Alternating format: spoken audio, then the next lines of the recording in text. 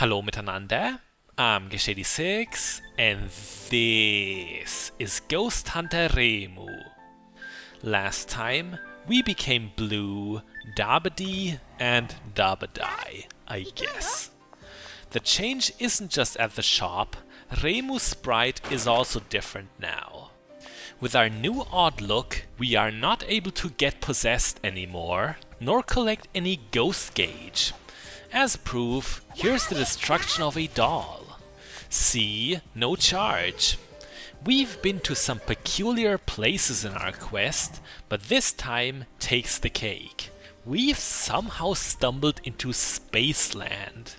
I'd really like to believe that Hakugyokuro serves as a gateway to the cosmos. But more likely, this is just an observatory that the mansion happens to have. Here's something that should bring back old memories. We encounter an out-of-the-ordinary doll that has the exact same moveset as the boss from episode 2 of the Let's Play.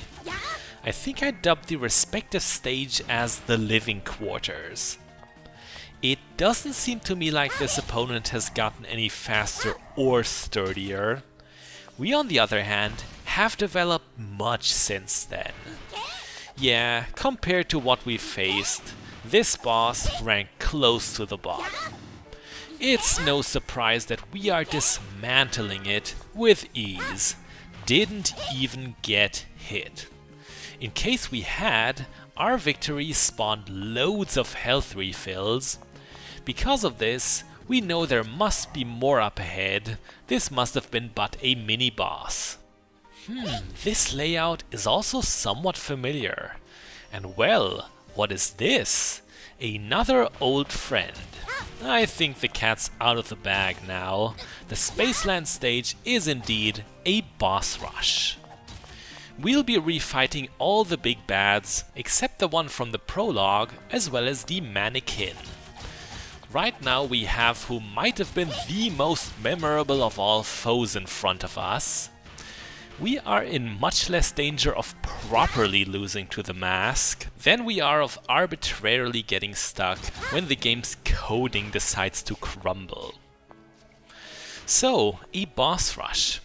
When it comes to game tropes, a boss rush is a very Mega Man thing to have. Funny that, Ghost Hunter Reimu has a Mega Man structure. We began our trek with a prologue stage, then went on to a set of levels we could choose in the order we preferred. The art gallery was Wily Stage 1, and this here is Wily Stage 2, I guess. The progression structure may be that of Mega Man, but I think this game avoids being a copycat. It's distinct enough to be just Ghost Hunter Reimu. Some games embrace being obvious homages, like Megamari. If Ghost Hunter Reimu took the same approach, it could call itself, Rock Maiden. There actually already are Toho fan games called Rock Maiden and Rock Maiden 2. They're okay-ish, I've heard. Anyway, the Snake is another boss who isn't very challenging anymore with the equipment we have. We are destroying that health bar. Not only our sword enhancement was speeding things up for us here, but our only new purchase for today helped as well. It's called Critical Attack, and it's a passive for punks who feel lucky. With this ability, the chance to land critical strikes is raised by 20%. Sometimes the visual effect from landing a hit is much bigger and louder, and that makes it a crit. Spells can't ever be critical, so this purchase was another tool for close combatants only. I can't really tell you what the default critical chance is, there is no stat table in the game you can check, but the plus 20% are very noticeable. Against the spider, we'll only have few chances to use our sword, unfortunately.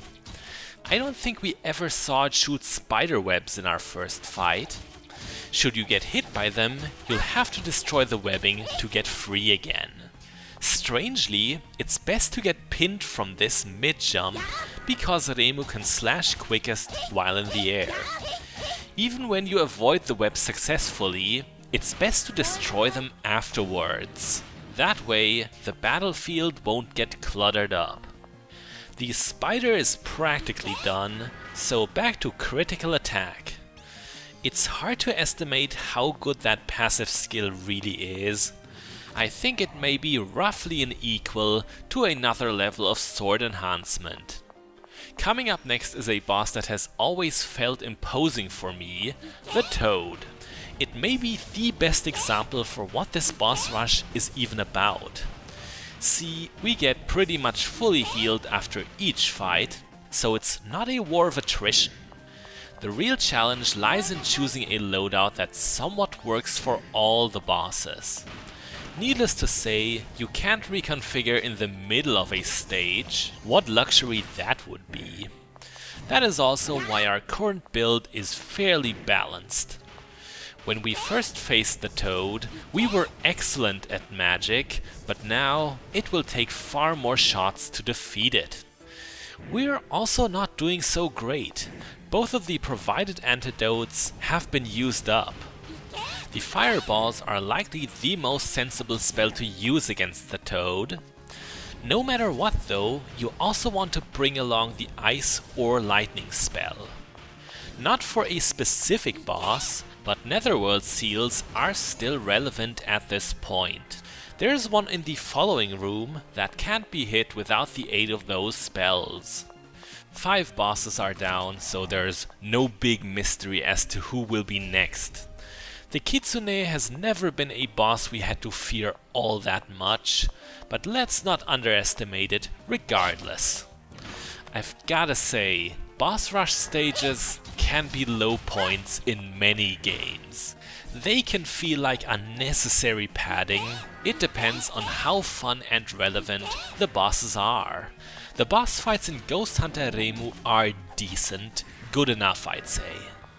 Nonetheless, and despite the nice visuals, Spaceland stage is probably the area of the game you could cut to do the least amount of damage to the overall gaming experience and flow.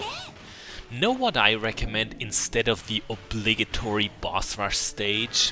A separate boss rush mode. Then it's more up to the player if they want it or not. Dojin developer Lionheart really likes to do boss rush modes in their games. Lionheart's bosses also have the advantage of being rad as hell.